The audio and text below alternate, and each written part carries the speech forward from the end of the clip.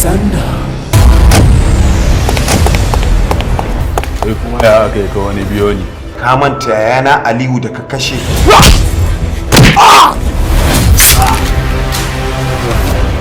Duk wani abu da na rasa babu wanda ya isa ya same shi. Kafin ne jana'izarta duk sai na kashe ku wallahi. Har ya kashe ƙaramin ɗan lawa ha.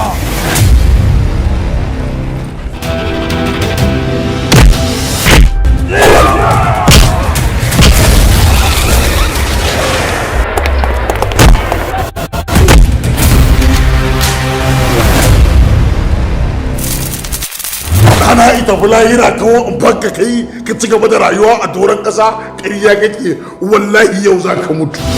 Yaya aka ka fito ta ina ka biyo bai ganka ba? Ya ganni. Kuma ya kyale ka? Ya zai kyale ni rike ni yayi. Na saka. Ne asuba hancin sana raga-ragaje shi. Baka da ko bake. Kuma su da raye.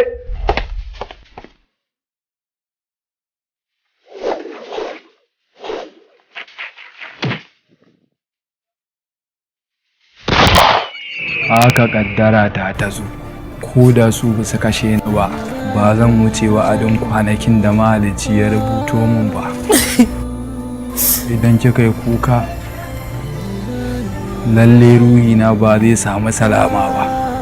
Ki mun addu'a. Tafi maka babana.